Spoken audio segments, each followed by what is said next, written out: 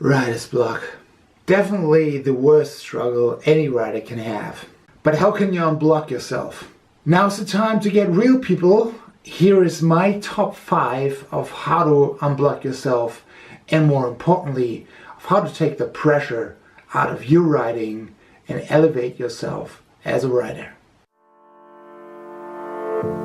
To cure writer's block, we first of all have to understand what writer's block really is and what it means and where it comes from. Well, writer's block is the fear that your writing might suck. So ultimately, it's the fear to write badly. Okay, so listen here. The fear of writing badly is pretty normal. Everyone has it.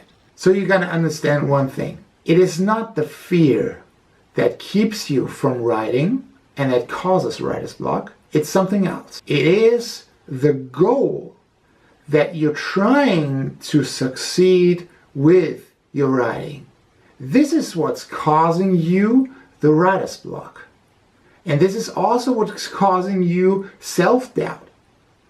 And this will ultimately result in the fear of writing badly.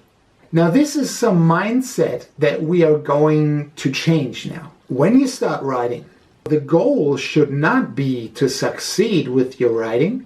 The goal should just be to finish what you have started. You make sure that you change your perspective on the goal. So the goal is not to become a successful writer. The goal is to successfully finish what you have started writing. So back to the top 5 methods that I use when I get writer's block, and that I use also to, take the pressure out of the writing of my clients, of my writing clients that I work with. Number 1, don't listen too much. Exactly. Do not listen too much to what other people have to say. I know it's hard. I know you're not alone on this earth. So you will have relationships. You will have partners.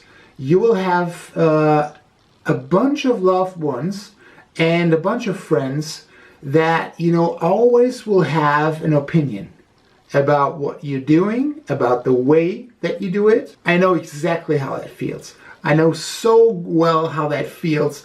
There is endless, times where you try to bring across to people what it is you're actually doing, and you're trying to explain it, but I promise you it will never work. Related to that is, do not compare yourself to others. It's a dead end. If you start comparing yourself to others, that means you're only looking, to copy others. You're only looking to copy others because you want to be like them. Because if not, why would you compare yourself to them? What you really should be looking for is your own voice. And you will only find your true voice if you stop listening to people. And if you start listening to your inner self. Number 2, taking risks. Oh yeah, I know how that sounds. Easier said than done. I get it. But there's one thing you need to understand. Growth and comfort do not coexist. So if you want to elevate yourself as a writer, or maybe even as a human being, then you need to take risks. Number 3, this is one of my favorite ones. It's no theoretical mumbo jumbo, it's just full on practical. It always helps me to get myself unstuck. Use what ifs. What ifs are great. What ifs take your thoughts to the next level. They allow you to think outside of your usual box. A word of advice. If you use these what ifs, you should not limit yourself. No thought is ever too dumb. No thought is ever too far out there. That's the trick when using what ifs. What if this character would be on a spaceship? What if this character would have an accident? What if this character got poisoned just by drinking the coffee in a coffee shop? What if, he finds out that his name is not Herman, that his name is Earl? No matter how far the what ifs are out there, how, unreal they seem, or how surreal even they seem, they will get you unstuck in no time. Number 4, that is something that you already know, but do you practice it?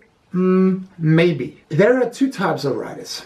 There's one type that we sort of, waits for inspiration to strike. And there's the other type of writers that sit down and simply write till the inspiration strikes. Over the years, I've worked with so many different writers. I found the ones that tend to sit down and start writing no matter what were not facing writer's block that often, if at all. So that made me think probably it is a better idea to be part of the second type of writers and start typing no matter what. Start writing, because fact of the matter is that, the muse will only come to those who actually already started writing. Do not worry about if it's good enough what you're putting on paper.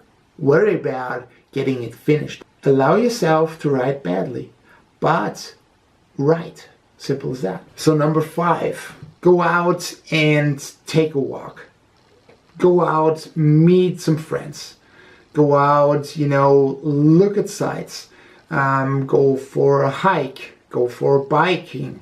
Do sports. I always, tend to do sports because it helps me to free my mind. The trick here is do something out of your comfort zone and out of the ordinary. So whenever you disrupt the ordinary from your life and from your habits, you will find that it actually frees your mind. So what I tell my students all the time is that they should go out and live more. And by this, I don't just mean, go out and party. No, what I actually mean is that you should try something different each day. Challenge yourself. Go out there.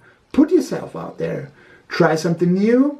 Try something different. Because that's another thing that I wanted to highlight to you is the risking part is also related to failure. And failure will ultimately be the one thing that separates you from other writers. If you put yourself out there and fail, then it means that you're trying something new and something different. And that's really what it is. Writing is putting yourself out there. Writing is trying something new. Writing is challenging yourself. And of course, writing is being honest. And remember, it's okay to write badly. Change your mindset and tell yourself you're just practicing. You will be fine, I promise. Take the pressure out. Tell yourself you're just practicing the craft and it's okay to write badly because, you're just practicing. Okay guys, that's it for today. Make sure you like, subscribe, and share. Follow me on Instagram. My handle there is @dr.sharpwrite. Thanks so much for watching, beautiful writers out there. And I see you in the next one.